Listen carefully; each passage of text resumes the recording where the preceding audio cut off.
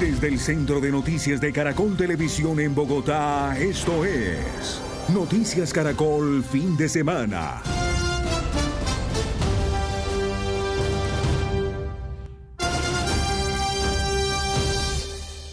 Noticia en desarrollo en Noticias Caracol. Buenas noches, bienvenidos a la emisión central del fin de semana de Noticias Caracol. Primero la gente. El portaaviones más grande y tecnológico que posee Estados Unidos ya se encuentra navegando en el Mar Caribe y se une al gran contingente militar desplegado en la región, considerado el más grande ordenado desde Washington durante las últimas décadas. A la tensión se suma un nuevo bombardeo contra una presunta narcolancha en el Pacífico. El USS Gerald Ford ya navega en las aguas del Caribe. Así lo informó el propio Comando Sur, encargado de las operaciones militares de Estados Unidos en nuestra región. Su objetivo, apoyar las directivas del presidente Donald Trump para desmantelar organizaciones narcoterroristas. El despliegue del grupo de ataque del portaaviones USS Gerald Ford representa un paso crucial para reforzar nuestra determinación de proteger la seguridad del hemisferio occidental y la seguridad del territorio estadounidense. El USS Gerald Ford está catalogado como el portaaviones más grande y poderoso del mundo, por su desarrollo tecnológico y capacidad de combate preciso. Y es que viaja acompañado con decenas de aeronaves de guerra, así como un bombardero B-52, capaz de portar armamento convencional e incluso nuclear. Este contingente se suma al gran despliegue militar que ordenó Washington desde septiembre, el cual cuenta con unos 15.000 efectivos, alrededor de 12 buques de guerra y múltiples municiones, entre ellas unos 200 misiles Tomahawk. Además, el secretario de Estado Marco Rubio anunció que designará al Cartel de los Soles como organización terrorista extranjera, una nueva herramienta para desmantelar el grupo que, según Trump, es liderado por Nicolás Maduro. Por su parte, el secretario de Guerra Pete Hegseth informó sobre un nuevo ataque a una presunta narcolancha en aguas internacionales del Océano Pacífico, donde Estados Unidos también ha puesto sus ojos en medio de la operación Lanza del Sur, anunciada el pasado viernes. Múltiples informes aseguran que Donald Trump ya tiene en sus manos un plan de ataque contra Venezuela, y el mismo mandatario aseguró que ya tomó una decisión al respecto, elevando la presión sobre el régimen de Maduro, quien reforzó la seguridad en 6 regiones del norte del país, alegando amenazas extranjeras. El gobierno de Trinidad y Tobago ha anunciado nuevamente unos ejercicios irresponsables, prestando sus aguas frente a la costa del estado Sucre para ejercicios militares que pretenden que sean amenazantes para una república como Venezuela. Por su parte, la Premio Nobel de la Paz María Corina Machado envió un mensaje de audio a las fuerzas militares venezolanas, pidiéndoles que no sigan las órdenes del régimen.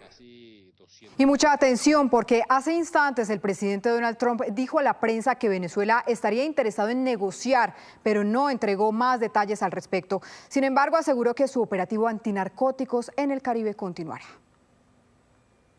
Y a las 7 de la noche, 7 minutos, volvemos a Colombia, donde se registraron nuevos hechos de violencia en el suroccidente del país. En la vía panamericana, en el Cauca, se registró un retén ilegal, al parecer de las disidencias de las FARC. 2 vehículos con civiles fueron atacados. Uno de los ocupantes murió y 3 más resultaron gravemente heridos, entre ellos una niña de 2 años de edad.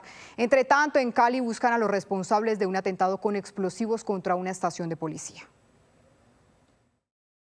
Un retén ilegal instalado por presuntos integrantes de las disidencias de las FARC en la vía panamericana sector Mojarras, entre Popayán y Pasto, dejó una persona muerta y 3 heridas, entre ellas una niña de 2 años de edad. Las víctimas fueron trasladadas al Hospital San José de Popayán. Ante esos hechos y los reiterados ataques de las disidencias, el gobernador del Cauca pidió acciones urgentes, entre esas la militarización de la vía panamericana. Se hace urgente la militarización total de la vía panamericana y más acciones contundentes que le devuelvan la tranquilidad a nuestro departamento. Por otra parte, las autoridades intensificaron las labores investigativas para ubicar a los responsables de lanzar una granada contra la estación de policía Los Mangos en el oriente de Cali. 2 uniformados y un civil resultaron con heridas leves. Este punto de la autopista Ciudad de Cali ha sido escenario de reiterados ataques en el transcurso del año. Presuntamente después de esta operación en contra de la Jaime Martínez, presuntamente habría una retaliación en contra de nuestra policía, se activa una granada. Nosotros desde el mes de junio y de agosto a los atentados seguimos muy atentos, había unos cierres preventivos también y por supuesto nuestra Policía Metropolitana a través del General Bello ya ha tomado unas medidas de control y de vigilancia frente a la infraestructura de nuestra policía. De acuerdo con las autoridades, habría sido la neutralización de un criminal conocido con el alias de Veneno lo que provocó el atentado. De acuerdo con el reporte oficial, alias Veneno también estaría vinculado al violento ataque en Mondomo, Cauca, que dejó 5 personas heridas y serias afectaciones a la estación de policía, casas y calle. Ante estos ataques y los retenes ilegales en la vía panamericana, el gobernador del Cauca pidió acciones urgentes, entre esas la militarización de esta carretera. Las autoridades insistieron en que continuaran los operativos para prevenir nuevos ataques. Y mientras la violencia se recrudece en el suroccidente del país, continúa el debate por la muerte de 7 menores de edad en medio de un bombardeo de la fuerza pública contra las disidencias en el Guaviare. Congresistas anunciaron que citarán a debate de moción de censura al ministro de Defensa, Pedro Sánchez, para que responda por lo ocurrido. El gobierno afirma que actuó bajo los protocolos del derecho internacional humanitario. Según el ministro de Defensa Pedro Sánchez, el bombardeo ordenado el pasado lunes en el Guaviare contra las disidencias de Iván Mordisco fue una operación militar planeada y ejecutada con riguroso apego al derecho internacional humanitario. Bajo ese principio de distinción, ahí en ese grupo solamente habían combatientes ilegales en armas, de diferentes edades. De acuerdo a los análisis que se habían hecho a la valoración, había la probabilidad de que existieran combatientes ilegales en armas. Y el resultado que daba medicina legal es que habían adolescentes en función continua de combate como combatientes ilegales en armas. No habían niños, no habían niñas. Aseguró que la operación fue ordenada para salvaguardar la vida de 20 militares que estaban en riesgo y envió un mensaje a los sectores que le han lanzado cuestionamientos.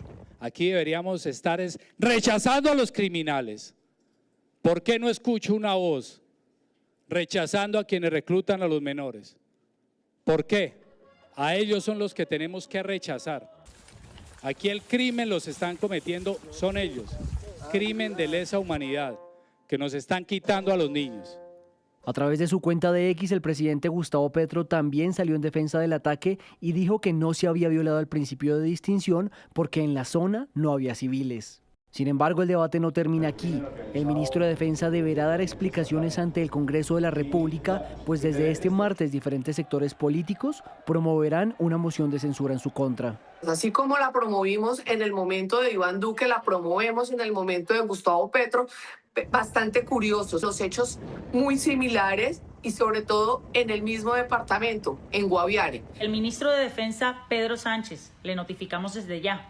Este mismo martes vamos a radicar moción de censura para expulsarlo de manera fulminante de su cargo, pero además lo esperamos presencial y sin falta en el control político. Usted es citado, así que espero que no se invente excusas para inasistir. Otros altos funcionarios del gobierno Petro también deberán acudir el miércoles a un debate de control político sobre la estrategia de paz total, el aumento de menores reclutados y la expansión de los grupos armados en la Comisión de Derechos Humanos de la Cámara de Representantes. Y en Noticias Caracol en Vivo conversamos con el exministro de Defensa Guillermo Botero, a quien en 2019 un bombardeo en el Caquetá, también en el que murieron menores de edad, le costó el cargo. Aunque expresó su apoyo a las fuerzas militares, dijo que quienes lo criticaban en su momento ahora defienden la operación registrada en el departamento del Guaviare. Es que este no es un hecho nuevo. En el gobierno del presidente Petro se han presentado 13 bombardeos, de los cuales no conocemos cuáles han sido los resultados, solo se viene a conocer esto. ¿Qué opina usted, ministro, que ahora, digamos, acepten el tema de bombardeos a pesar de que hay menores de edad y en su momento hayan citado a una moción de censura? Es que ellos manejan la política y manejan las narrativas para acomodarla a la situación actual. Ellos casi que están haciendo un copiar-pegar de lo que yo respondí frente al Congreso y frente a los medios de comunicación. El presidente Petro, en ese momento senador Petro, y el senador Roy Barreras y el señor Iván Cepeda están repitiendo hoy exactamente lo mismo que yo dije en su momento. ¿Ustedes sabían que en ese momento había menores? No, nosotros no sabíamos absolutamente nada y nunca escondimos información. Nosotros actuamos, tomamos lo que se llaman las medidas urgentes y le entregamos eso a la Fiscalía. ¿Es legítima la fuerza cuando el menor de edad precisamente es combatiente en medio de estas operaciones? Sí, es legítima la fuerza y así se han pronunciado tribunales internacionales y tribunales nacionales. Sobre eso no existe la menor duda jurídica. Es una operación totalmente legítima y la que sucedió ahora en el Guaviare es una operación legítima y yo la verdad respaldo el actuar de las fuerzas militares. Lo que uno no puede aceptar es el cambio de narrativas para acomodarlas a unas nuevas circunstancias que son absolutamente idénticas. Solo hay una diferencia que es importante recalcar. Aquí se trazó como política que no iban a bombardear si había menores. Eso llevó a que hubiera un incremento sustantivo. Hay estadísticas que hablan del 248% de incrementos en el reclutamiento y era deber del Estado actuar para prevenir esos reclutamientos y eso fue lo que no hicieron. Hoy en día lo que hay que mirar son los 12 bombardeos anteriores cuya información de fallecidos no la conocemos. Esta es la primera vez que sale a la luz pública los resultados de los bombardeos, pero no se ha dicho absolutamente nada sobre los anteriores 12 bombardeos. Lamentablemente, podría uno pensar, y seguramente aceptaría, que debe haber menores, porque la instrucción que dieron las fuerzas, seguramente las fuerzas contrarias a la ley es reclutemos, que de esa manera no nos van a poder bombardear y estamos repeliendo el ataque aéreo. Entre tanto, diferentes asociaciones de derechos humanos piden mayor protección para los niños que son víctimas del conflicto armado y del reclutamiento de los grupos armados ilegales, que según ellos es el gran problema de fondo. Luego de que 7 menores murieran en un bombardeo contra las disidencias de las FARC en el Guaviare, organizaciones de derechos humanos y defensores de la niñez reclaman que el reclutamiento forzado de niños, niñas y adolescentes por parte de los grupos armados ilegales sigue en aumento. En 2024 se registraron 625 casos y en lo que va corrido de 2025 se reportan 162, según la Defensoría del Pueblo. Muy lamentablemente hemos visto un aumento desproporcionado. Si compara las cifras del 2023 al 2024, el aumento representó más del 228%, es decir, en el 2024 más de 600 niños y niñas fueron reclutados y se sabe que hay un subregistro del más del 30%. Este flagelo afecta a regiones como el Cauca, norte de Santander, Antioquia, Valle del Cauca y Huila. Para los expertos, el reclutamiento de menores no solo es un crimen de guerra, sino un problema que el Estado no ha podido atender. Mientras el Estado colombiano no esté, los niños están totalmente desamparados. Y asimismo lo están cuando el Estado se enfrenta a estos grupos criminales y suceden bombardeos que van en contra del derecho internacional humanitario. Para poder ponerle un alto al reclutamiento se necesita, entre otras cosas, que los compromisos pactados con los grupos armados se cumplan. Tiene que ejercerse una presión de legitimación a estos grupos armados, a estas prácticas, una exigencia a los que de alguna manera están en conversaciones, que ya pues está el caso de Calarcá, también de la Coordinadora Bolivariana, Comuneros del Sur, varias de estas organizaciones, el mismo Clan del Golfo o gaitanistas, exigir de manera perentoria que se cumpla el compromiso escrito de desvinculación. Y una manifestación pública en los colegios, en todas partes. La ONU se sumó al rechazo y condenó el reclutamiento de menores de edad e hizo énfasis en que no pueden ser utilizados como escudos humanos. Es correcto, es necesario salvar la vida de los militares y de los policías de nuestros pueblos que están siendo víctimas de estas confrontaciones con grupos ilegales, pero también es cierto que el Estado debe procurar la protección de todos los menores de edad, en particular de los menores de 15 años. Para otros expertos, los bombardeos son una herramienta legítima, sin embargo, debe ser analizada minuciosamente para proteger a los menores. Crimen de guerra sí, pero quien los recluta, los arma y los coloca en el campamento. Seguridad nacional se enfrenta aquí. ¿Qué dice el derecho internacional humanitario? ¿Es un blanco lícito? Sí. El limitante no es la edad para el VIH. De acuerdo con cifras de las fuerzas militares, este año se han recuperado 413 menores reclutados y en los últimos 3 años y medio se han rescatado 2.411 menores de edad.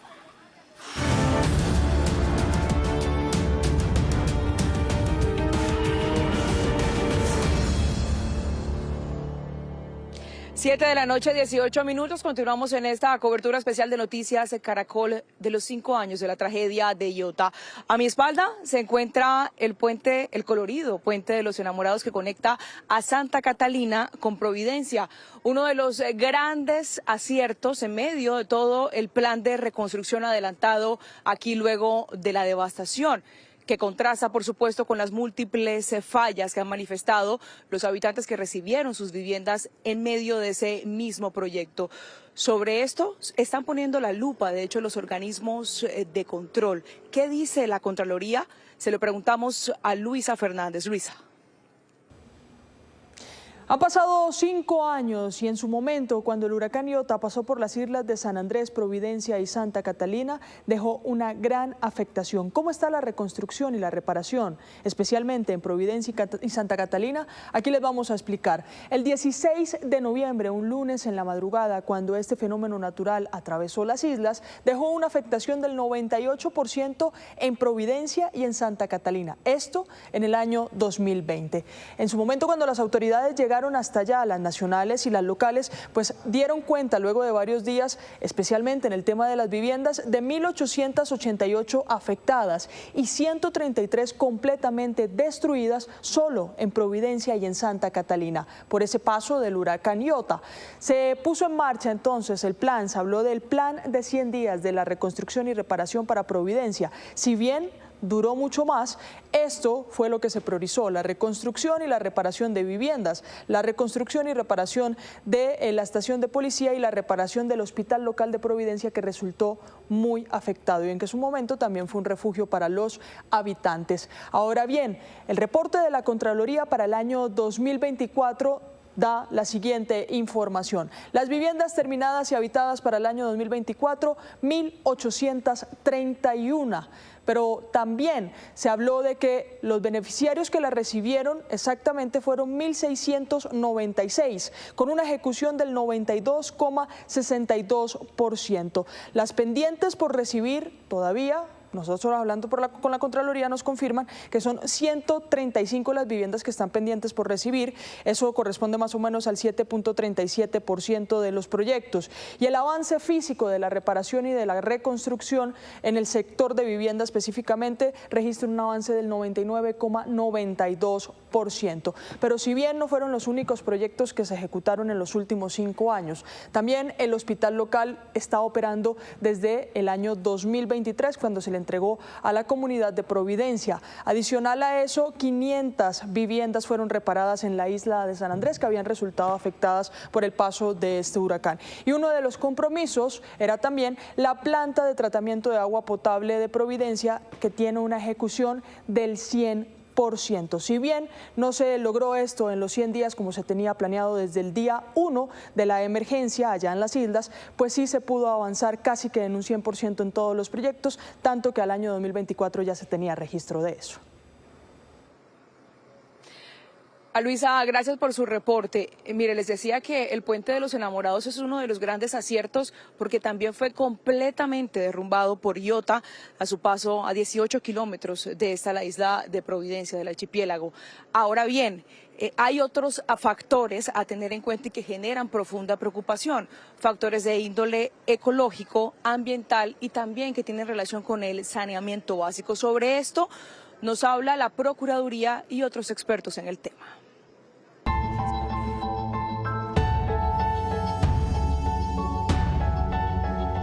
El plan de reconstrucción del archipiélago de San Andrés, Providencia y Santa Catalina, tras el desastre que dejó el huracán Iota, 5 años después sigue siendo blanco de críticas. Los reparos son en infraestructura y de índole ambiental y ecológico. En su más reciente informe de gestión, la Defensoría del Pueblo advierte que los habitantes de Providencia y Santa Catalina aún no disponen de viviendas seguras ni adecuadas, tampoco de zonas de refugio, albergues ni servicios de salud suficientes, así como dan cuenta de pocas garantías en el proceso a la educación e información oportuna para la atención de emergencias. Las deficiencias son mayúsculas y comprometen también la infraestructura pública, como la Capitanía de Puerto, la estación de policía y la estación de bomberos. O sea, ¿tú crees que el edificio hay que tumbarlo y volverlo a hacer? Sí, y los ingenieros también. Nosotros estamos cumpliendo la sentencia. Esto es una sentencia que tiene unos acuerdos, que tiene un seguimiento, donde están distintas entidades, donde está el Ministerio del Interior, y nosotros estamos cumpliendo en lo que nos corresponde a nosotros. Pero lo que no podemos cumplir es con la reconstrucción de la reconstrucción. Este gobierno no le va a dar 700.000 millones de pesos adicionales al archipiélago. No los hay y no se van a entregar. Pero más grave que Iota pueden llegar a ser las afectaciones en consecuencia de la inacción climática. El panorama en el archipiélago es de atención prioritaria. Así lo expresó el saliente procurador delegado para asuntos ambientales que hizo parte de la comisión de seguimiento conformada por el Ministerio Público luego de la tragedia. Hay varios problemas que concurren allí ambientales. Uno es la erosión costera que ha venido avanzando en la isla, pero también es la pérdida de toda la barrera coralina, los arrecifes de coral y de los manglares en la isla, lo que por supuesto da lugar a que un escenario insular como este pues tenga una menor capacidad de resistir a los efectos que tiene un fenómeno natural como este del huracán. Una radiografía que da cuenta de la preocupante exposición de los isleños. Las razones las precisan expertos en el tema. La naturaleza va a ser siempre nuestra primera línea de protección, nuestra primera línea de defensa. En pocas palabras, si el ecosistema natural que nos rodea, y esto aplica también a cualquier ciudad, está sano, nosotros también estamos sanos. Los huracanes, si bien no van a aumentar en frecuencia, es decir, su número no van a aumentar en el Caribe, la intensidad o su severidad sí va a aumentar. Y lo que vamos a ver es que este huracán Iota muy seguramente es un abrebocas de lo que va a pasar a futuro en la isla. Otra de las alertas se centró en la acumulación de toneladas de escombros. Se designaron unos puntos provisionales de acumulación de los residuos de construcción y demolición, como se conocen en el ámbito de la regulación ambiental y de la gestión ambiental. Sin embargo, lo que sucedió es que la ciudadanía empezó, como no había una custodia adecuada, un manejo adecuado, un cubrimiento adecuado, empezó a llevar todos los residuos ordinarios, incluso residuos peligrosos, y ello pues ocasionó todos los riesgos a la salud y al ambiente. Desde la Unidad de Gestión del Riesgo aseguran que están resolviendo el problema. Nosotros hemos sacado ya más de 26.000 metros cúbicos de los 40.000 que quedaron ahí tirados. Eso lo hacemos a través de barcazas, clasificamos los residuos en Cartagena, vendemos lo que es aprovechable y ese dinero vuelve al archipiélago para que lo invierta la comunidad. En cuanto a los recursos para la implementación de un plan preventivo y de mitigación de los efectos del cambio climático en el país, el panorama es incierto. A partir del 1 de enero de este año, no nos permiten utilizar esas vigencias expiradas. Eso es una decisión que tomó el anterior Ministerio de Hacienda. Y eso es una decisión que en la práctica implica para la UNGRD un recorte presupuestal de 2,6 billones de pesos.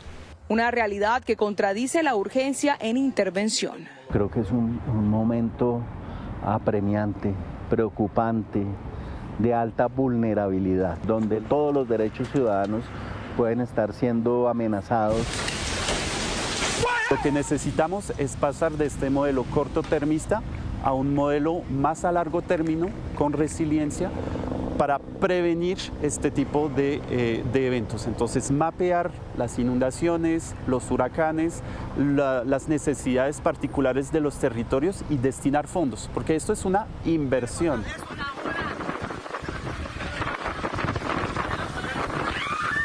Que el ordenamiento territorial en Colombia, incluyendo el isleño, tiene que contemplar el rol de la biodiversidad dentro de la composición general de su ordenamiento. Es decir, proteger la naturaleza no es solamente una acción ambiental, es una estrategia de seguridad climática y también de seguridad económica. Pensemos también en el tema de la bioeconomía.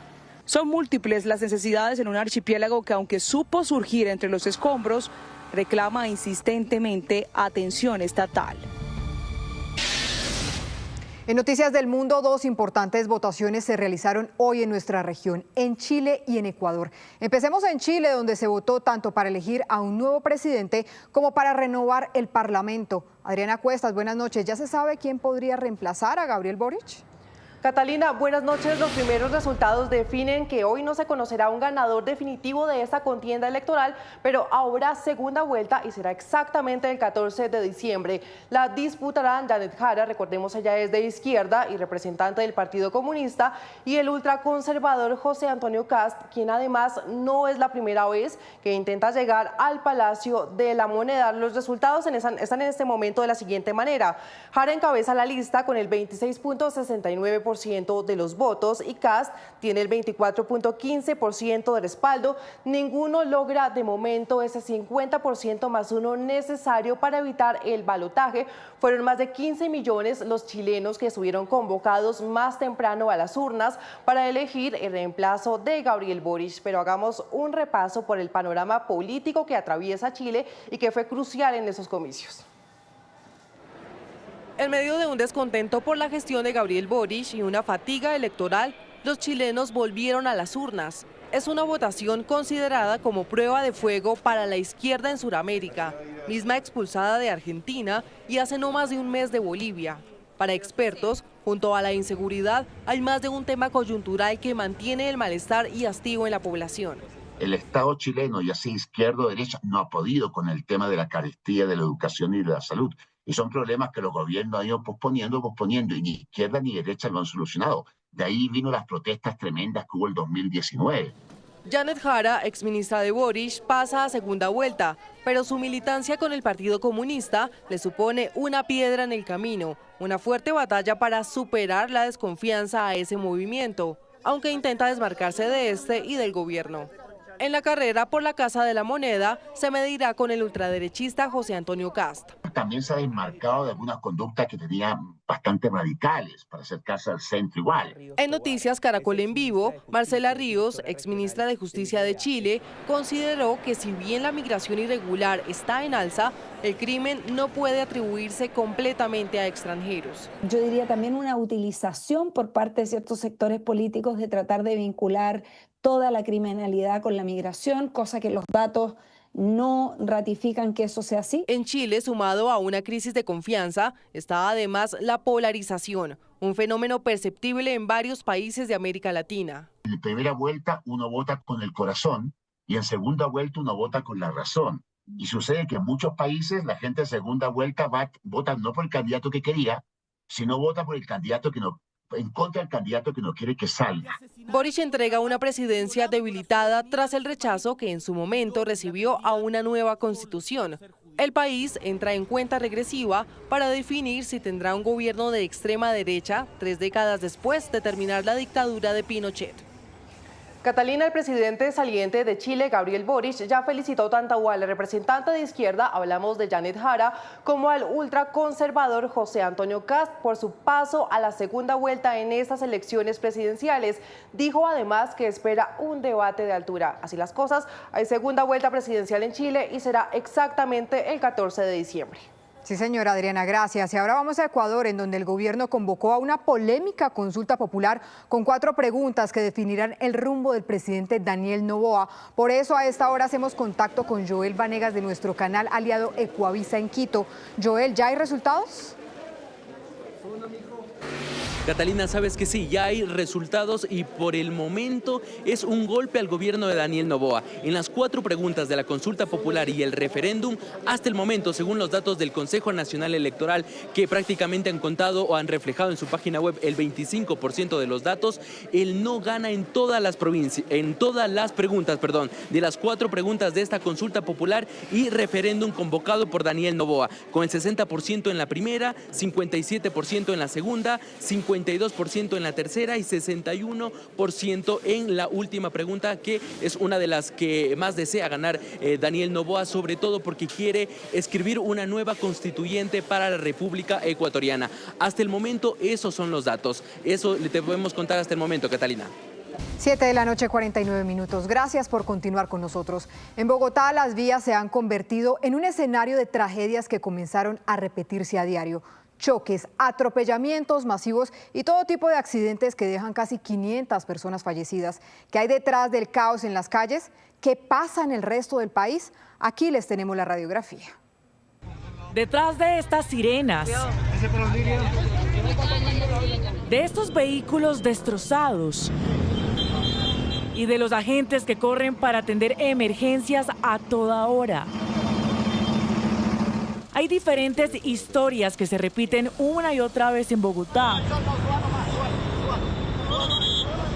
Estos accidentes y hasta atropellamientos masivos han cobrado la vida incluso de menores de edad.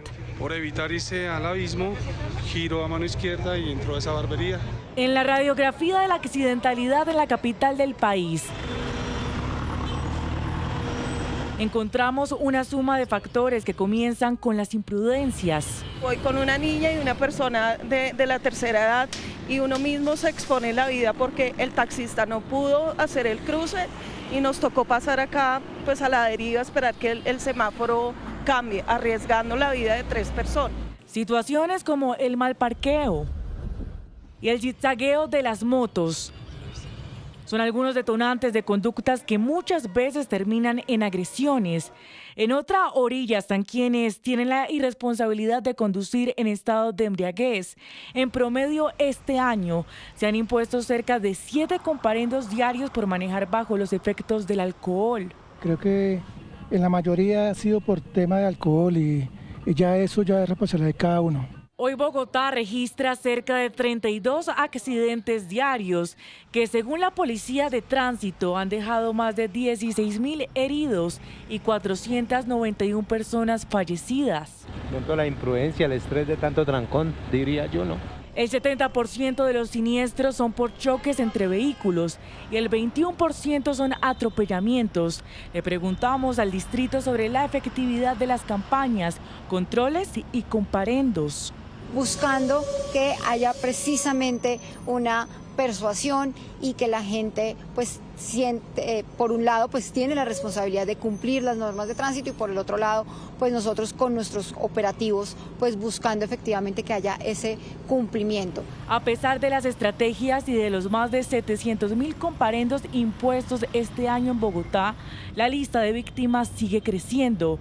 Para los expertos, aquí también incide la cultura ciudadana. Nuestro país y nuestra ciudad tienen una agenda pendiente y todavía necesaria de pedagogía sobre el respeto al otro, sobre la dignificación de la vida de cada ciudadano, sobre las formas adecuadas para dirimir y solucionar conflictos. Y la problemática va más allá de la capital. Según la Agencia Nacional de Seguridad Vial, entre enero y octubre de este año, 7.040 personas han muerto en accidentes de tránsito en todo el país, cifras que crecen cada año. Y es que la crisis no es solo de esta ciudad, sino de un país entero que entre el caos, las malas prácticas y la falta de conciencia sigue perdiendo vidas en las vías. En Bucaramanga, una madre denunció que su hijo ha sido agredido, miren esto, 19 veces por sus compañeros del colegio este año. Incluso dijo que en el último ataque tuvo que ser hospitalizado por una fuerte golpiza en la cabeza. Esta madre de familia denuncia que su hijo de tan solo 12 años de edad ha sido víctima de agresiones constantes por parte de algunos de sus compañeros de clase en el colegio donde cursa 6º grado. La situación se empezó a registrar desde inicio de año. Empezó a ser objeto de agresiones de tanto de niñas, compañeritas, como de niños. Poniendo yo la queja correspondiente al coordinador, donde me dicen que los niños simplemente están jugando con mi hijo, que eso no es agresión, que eso no es violencia, que es simplemente un juego y que los accidentes ocurren pues en el juego. El viernes 7 de noviembre fue la agresión número 19, donde posteriormente mi hijo resulta hospitalizado con un TAC cerebral donde salió un hematoma, una radiografía y unos exámenes que el niño presentaba visión borrosa, presentaba mareo y vómito. Incapacidad por 4 días. Las agresiones, según la mujer, se volvieron recurrentes y cada vez más graves. El niño llegaba a casa con moretones, aruñado y el uniforme sucio. En el último episodio requirió atención de urgencia por un fuerte golpe en la cabeza. Según la mujer, estos hechos fueron puestos en conocimiento de la institución reiteradamente sin recibir una respuesta clara. La psicóloga del colegio me dice que son situaciones en las que, según entendí, el culpable es mi hijo por no defenderse. La verdad, siento que ellos son los responsables de lo que le ha pasado a mi hijo. La Secretaría de Educación de Bucaramanga informó que ya tiene conocimiento del hecho. Ya estamos tomando acciones frente al caso de bullying reportado en una de nuestras instituciones del municipio. Hoy adelantamos una mesa interinstitucional para verificar las acciones de los componentes de promoción, de prevención, de atención y de seguimiento en el marco de la ruta para la convivencia escolar. Tras las agresiones, el niño bajó su rendimiento escolar, pues no quería volver a estudiar y perdió el año. 7 de la noche, 55 minutos. En otras noticias, en Manizales continúa el paso restringido en la vía Fresno-Bogotá. Un deslizamiento de grandes proporciones incomunicó por unas horas el tránsito hacia el centro del país.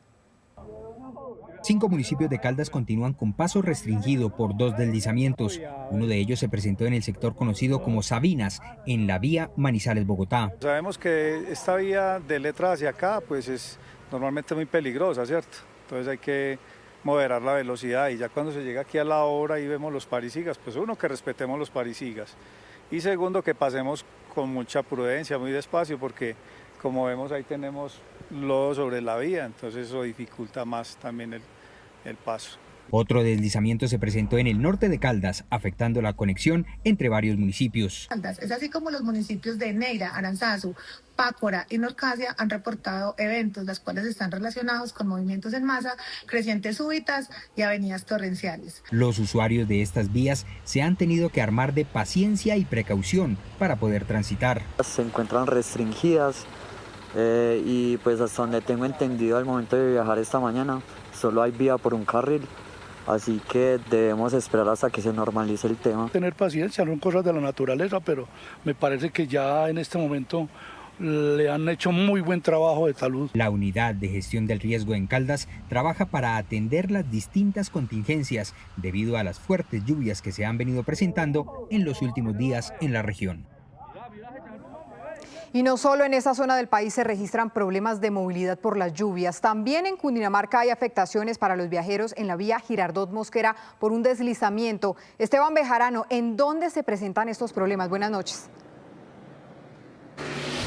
Catalina, buenas noches. Esta emergencia se registra en el kilómetro 48 de la vía. Esto es el sector conocido como Alto de Copial, entre los municipios de Anapoima y Apulo. El deslizamiento de tierra y de piedras ha obstaculizado esta carretera por más de 10 horas, lo que ha complicado, por supuesto, la movilidad de decenas de viajeros quienes han quedado atrapados en la vía y a la espera de un paso definitivo. Según la seccional de tránsito de Cundinamarca, informaron que hay habilitado un paso a un carril por 10 minutos en sentidos diferentes para poder que se puedan movilizar y llegar a sus destinos. Entre tanto, en las últimas horas en Nocaima, Cundinamarca, las autoridades reportan múltiples emergencias. Durante un recorrido preventivo se identificaron vías obstruidas por deslizamientos y remoción en masa, por lo menos 2 viviendas afectadas, pérdida parcial de estructuras y agrietamiento de vías en zona rural. Importante información de servicio, Esteban, gracias. 7 de la noche, 58 minutos. La caída del Bitcoin enciende las alarmas entre los inversionistas a nivel mundial. La moneda virtual redujo su valor en un 13% este mes y muchos desde ya están replanteando sus estrategias en el mercado. El Bitcoin vive una de las semanas más tensas del año. En los últimos días, esta criptomoneda ha perdido un 9.3% de su valor, luego de haber superado los $100.000. Hoy el criptoactivo se ubica por debajo de los $94.000. Sigue siendo un activo riesgoso, pero es un activo que cada vez coge más aprecio, cada vez tiene más participación dentro de los gobiernos, dentro de las corporaciones, dentro de las empresas. El criptoactivo llegó a su nivel más bajo en los últimos 6 meses, debido a que los inversionistas tienen una baja expectativa de que la Reserva Federal haga un recorte en las tasas de interés, una decisión que influye directamente en el flujo del dinero en Estados Unidos, la confianza en el dólar y el apetito por el riesgo de los inversionistas. Tiene mucha relación con las condiciones del dólar, sobre todo en países en donde el uso de Bitcoin se ha vuelto tan grande como Rusia, Venezuela, Nicaragua, Argentina. Aunque países como El Salvador, Corea del Norte, Venezuela y Finlandia tienen una pequeña parte de sus reservas en criptomonedas, dada la relevancia en el mercado, Estados Unidos es un jugador fundamental, ya que ha permitido el comercio del Bitcoin en mercados regulados. Incluso grandes compañías del sector automotor, tecnológico y financiero como Tesla, Amazon y Square lo han comprado como parte de sus reservas. El Bitcoin es un activo riesgoso que también, cuando los inversionistas le huyen al riesgo, a las inversiones muy volátiles, tiene un impacto y un impacto muy fuerte. El comportamiento ha repercutido en que los inversionistas hoy estén reevaluando sus estrategias en un entorno marcado por tensiones geopolíticas y presiones económicas recientes en el mundo. A las pantallas de Caracol Televisión llega un documental sin precedentes, un diario visual con fascinantes panorámicas y detalles de uno de los ecosistemas más importantes, no solo de Colombia, sino del mundo entero, el páramo. El documental se estrena este lunes después de la emisión central de Noticias Caracol.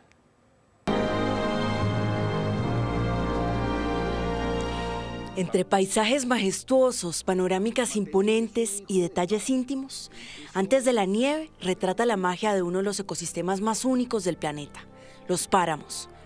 Este documental de 72 minutos, desarrollado por Caracol Televisión con el apoyo de Bavaria y producido por Laberinto Producciones, narra el viaje de dos hombres con distintas sensibilidades, intereses e historias, que se unen en un mismo propósito: recorrer algunos de los páramos más grandes y mejor conservados de Colombia. El naturalista Mateo Hernández y el artista Andrés Cepeda. Mateo es un hijo del páramo. Él creció y aprendió a vivir aquí. Andrés es un artista, es alguien con el que uno puede sentir la música del páramo. En el documental, el recorrido empieza en el municipio de Betas, Santander, para emprender no solo una travesía hacia el páramo más grande del mundo, el páramo de Sumapaz, sino también un viaje de autodescubrimiento. Así lo cuenta Mateo Hernández. Y yo siento que cualquier persona que vaya a un páramo lo que va a sentir son emociones. Va a sentir de pronto un poco de melancolía o soledad o majestuosidad de esas montañas o de pronto de asombro de que pueda haber alguna matica tan pequeña o frío. Yo siento que fuimos como un buen complemento como entre esa emoción y ese conocimiento, no solamente ponerlo todo muy técnico, sino también eso, sentir. Durante el recorrido, Hernández y Cepeda comparten reflexiones e historias de vida, entretejiéndolas con relatos de los campesinos que encuentran en el camino. Las gallinas tienen nombre. No, eso sí es muy difícil. Y los dos estamos contando un poco de nuestras vidas. También los humanos, por naturaleza, somos como chismosos. Nos encanta conocer las vidas de los demás. Entonces yo creo que también ese es uno de los logros del documental, es mostrar un par de personajes que les gusta el páramo, cada uno a su manera, cada uno sintiendo a su manera, pero también mostrando cómo somos, un poquito de nuestras vidas. ¿Quiénes son esas personas? ¿Cuáles son esas historias que cuentan, por ejemplo, doña Alicia Bautista, doña Felipa Ramírez? ¿Qué historias tienen esas personas y por qué es tan importante la presencia de esas personas en los páramos? Hay gente que vive en el páramo desde hace generaciones, algunos desde hace 400 años. Estamos habitando los páramos.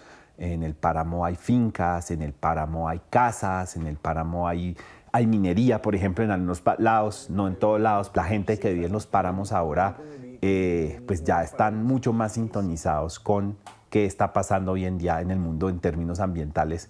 Entonces ya están cuidando mucho el páramo, están cuidando a los osos, por ejemplo. No necesariamente los humanos somos un obstáculo para que pueda existir la naturaleza. Nosotros podemos ser también las personas que velan porque esa naturaleza esté y porque sea cuidada. Otro de los páramos visitados son el páramo de Chingaza y el páramo del Tablazo. Colombia es el país con la mayor extensión de páramos del mundo, albergando cerca del 43% del total global. Estos ecosistemas son vitales para la provisión de agua, la biodiversidad y la mitigación del cambio climático. Y que llueva, porque sol. Con la guía naturalista de Mateo Hernández y la inspiración del artista Andrés Cepeda, el documental Antes de la nieve lleva al espectador a explorar los secretos de estos lugares únicos, reconocer a sus verdaderos cuidadores y escuchar las melodías de estos paisajes. Porque como dice el documental, los páramos son un intento del trópico por alcanzar la nieve.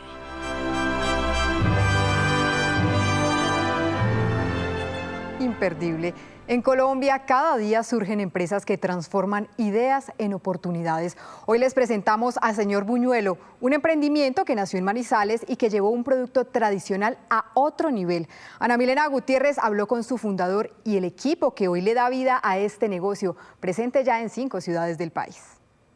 Entonces en el 2018 se empezó a gestar la idea, cumplía con todo lo que yo estaba buscando. Básicamente era un producto de consumo masivo que ya estuviera arraigado a la cultura colombiana y que yo le pudiera dar como una transformación, por decirlo así. Obviamente estaba el fantasma detrás de, venga, usted es abogado, ¿por qué no ejerce? ¿Por qué se va a ir a vender buñuelos?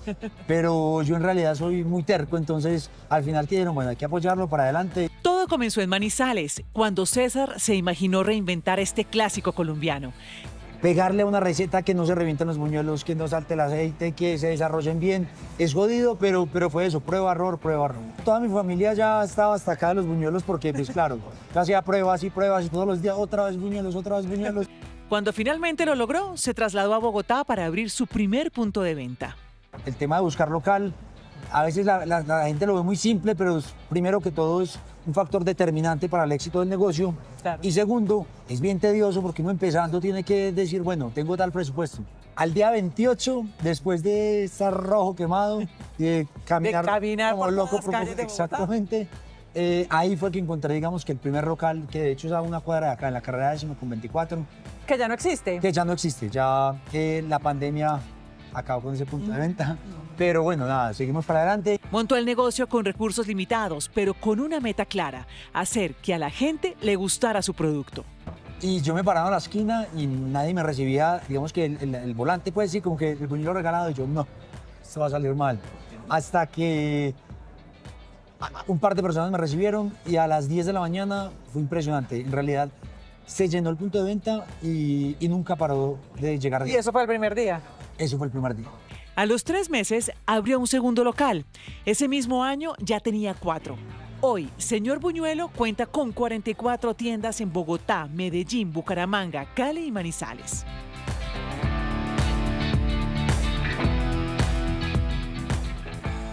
Cuando el negocio empezó a crecer, también creció el reto de producir más y mejor. Pasaron por 2 espacios diferentes hasta llegar a esta planta, el lugar donde casi todo sucede. Aquí se prepara la masa, se coordinan los envíos y se organiza la producción.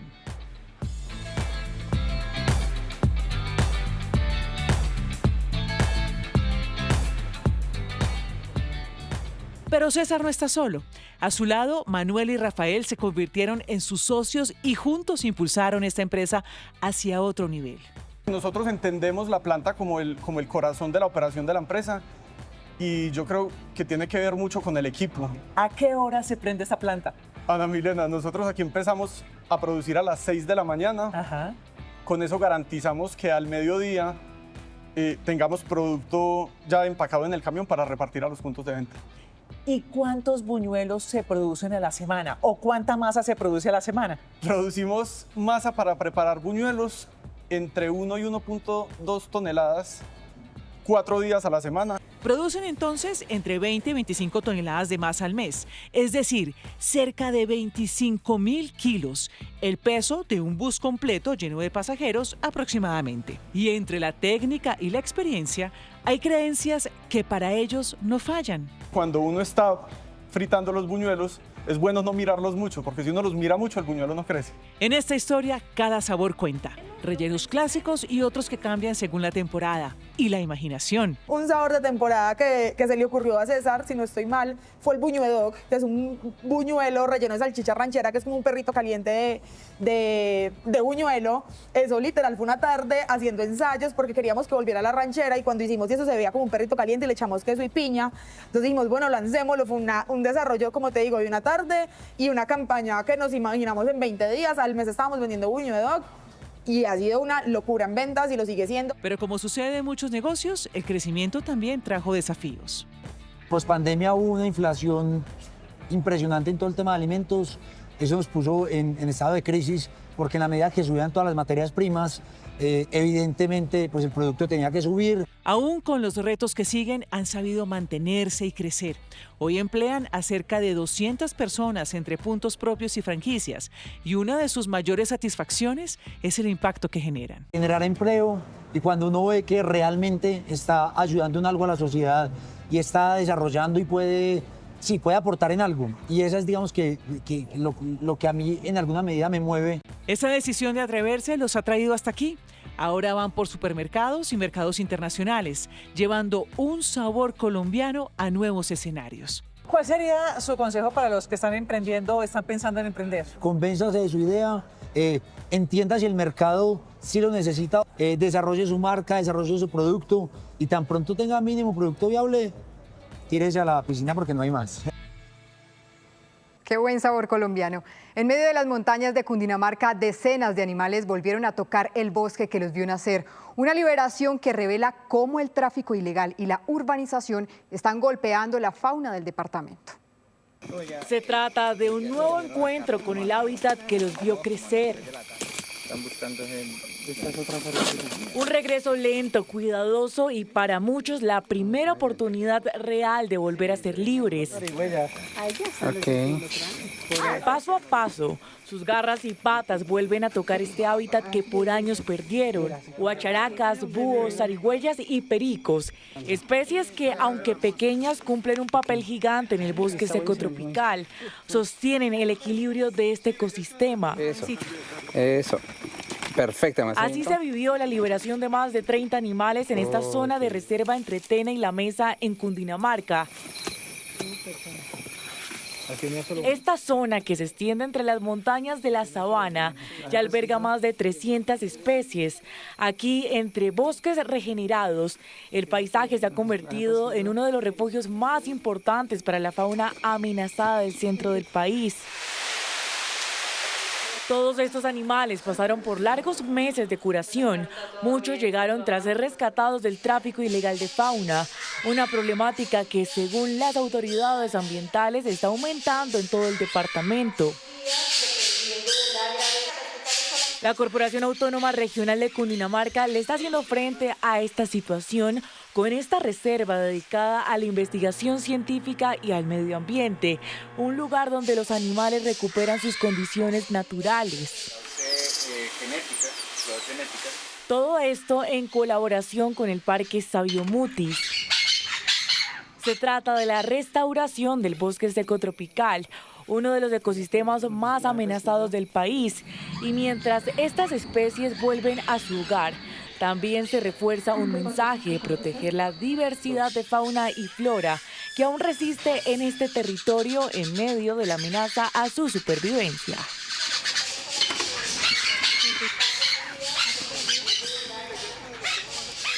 Y de esta manera terminamos. Estas fueron las noticias. Nos vemos a las 12:30 del día con una nueva edición informativa. Ya vienen los informantes. Recuerden, somos Noticias Caracol. Primero la gente. Feliz noche.